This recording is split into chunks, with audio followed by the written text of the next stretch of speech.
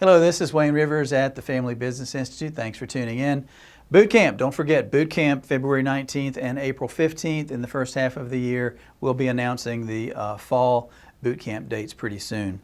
Don't forget about that. Don't forget about our social media, and let us have the benefit of your thinking in the comments below.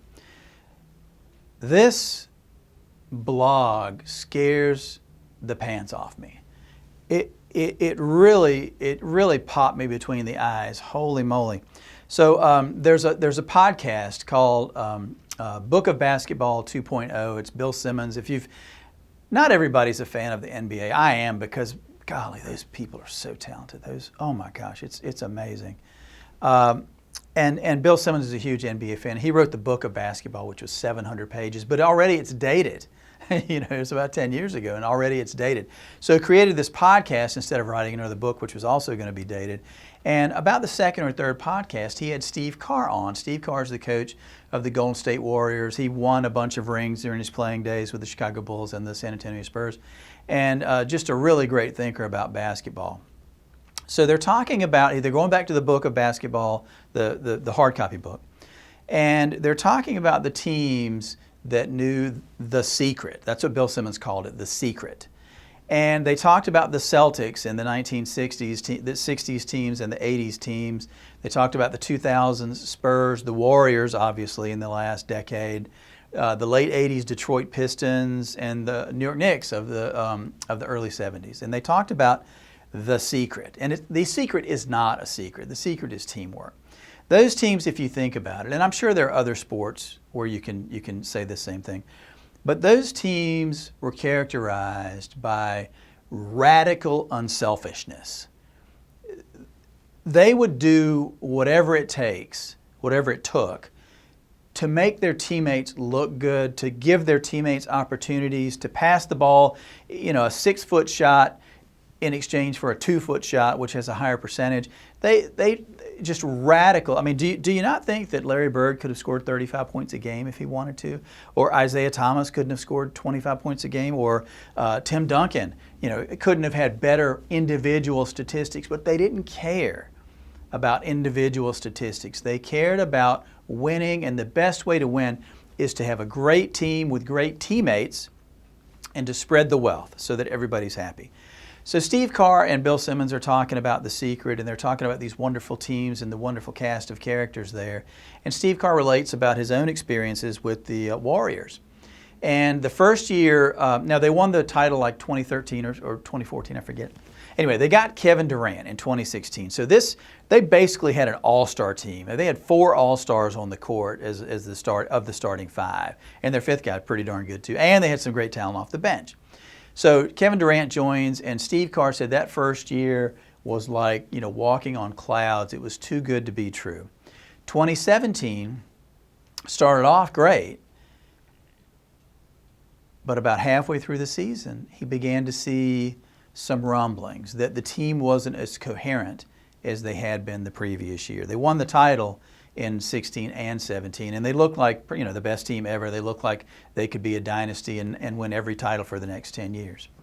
2018 wasn't as good. There were some well-publicized spats where the players were arguing with each other on the court. There were some conflicts, personality conflicts among the players. And although they were expected to win, they lost to an underdog team in the finals. So in 3 years, 2 finals wins, 1 final loss. Kevin Durant leaves the team because of this lack of coherence. And 2019 for the team has so far been a disaster. What scares me is that at FBI, we've built a tremendous team. I could not have dreamed 10 or 15 years ago that we'd have the talent that we have and the quality of people that we have. At your place, you've built a team. Some of you have built remarkable teams. Some of you are still working on it. But you look around and you have the same feeling that I do. My wife asks, why do these people want to work for you? And that's kind of the way I feel. We're just blessed with such wonderful people. And you probably feel the same way. You couldn't have imagined as a 25 or 30-year-old just starting your career that you'd be surrounded by the kind of talent that surrounds you today. What scared me was that great teams, the Knicks, the Pistons, the Celtics, the Spurs, eventually sputter and they fail to be successful anymore. It's hard to build a great team. It's harder to maintain one, okay? We're starting to think about some things that we can do different to honor our people, to appreciate our people, to demonstrate how much we care. You know, we want to keep the team together. We want to keep everybody happy.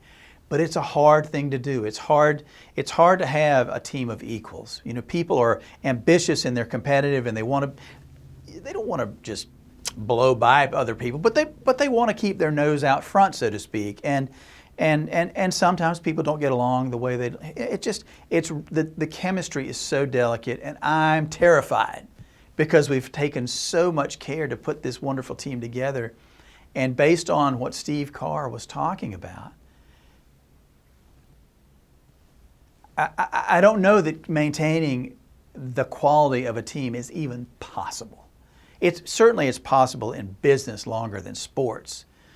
Because of the media spotlight doesn't shine very brightly on us, but it does in sports.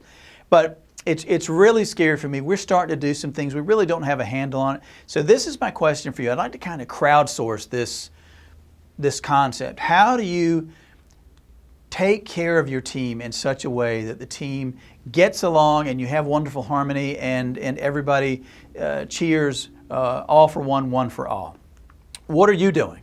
Those of you that have had great teams for the last 10 or 15 or 20 years, what have you done to make sure that the incredible team that you worked so hard to build stays happy, well taken care of, enthusiastic, disciplined, and shares that esprit de corps? What are you doing? Please get back to us in the comment section. I'd like to hear from you. This is Wayne Rivers at the Family Business Institute. Thanks.